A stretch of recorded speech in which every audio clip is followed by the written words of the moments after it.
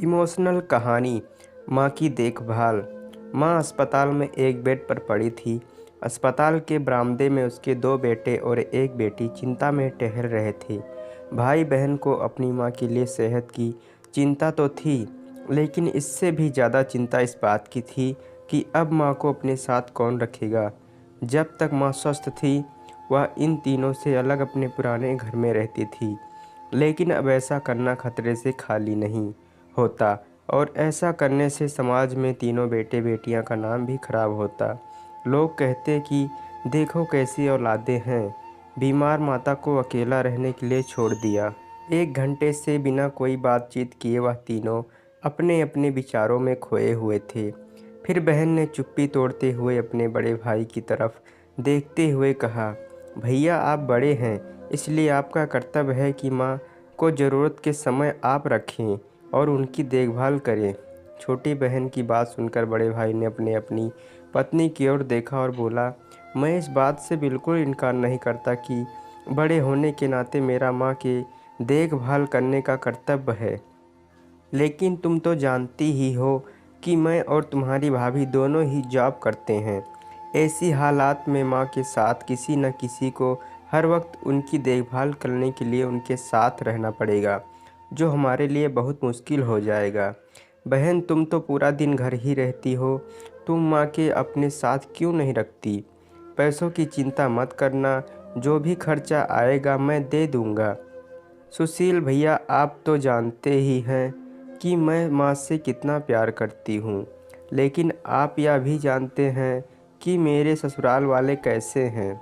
मैं यह बिल्कुल बर्दाश्त नहीं कर पाऊँगी कि कोई मेरी माँ को और मेरे भाइयों को भला बुरा कहे।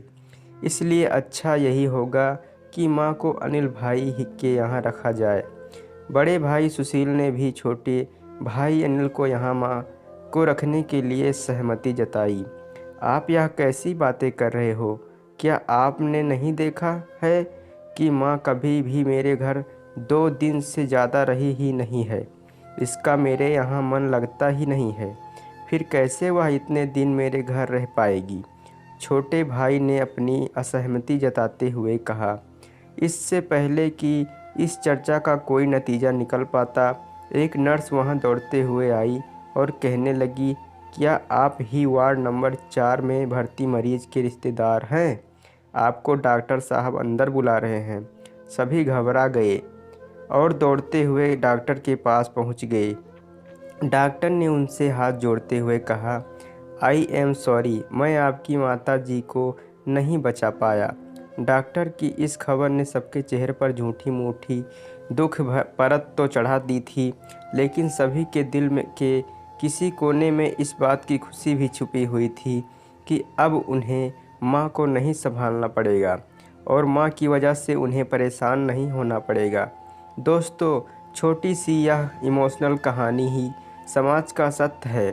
यहाँ लोग ऊपर से जो दिखते हैं वह अंदर से नहीं होते। जो माँ बाप अपने 4-4 बच्चों को बिना किसी शिकायत के बड़ी आसानी से संभाल पाते हैं, आगे चलकर ज़रूरत पड़ने पर यही 4 बच्चे मिलकर भी उन्हें नहीं संभाल पाते या नहीं संभालना चाहते।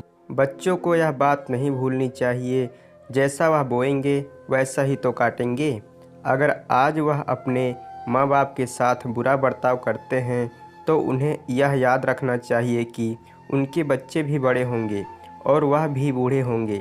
जो उन्होंने अपने माँ बाप के साथ किया है, उनके बच्चे भी उनके साथ वही करेंगे। दोस्तों, अपने दिल से छल कपट निकाल दीजिए और सच्चे मन से अपने माता पिता की, अपने बुजुर्गों की सेवा कीजिए।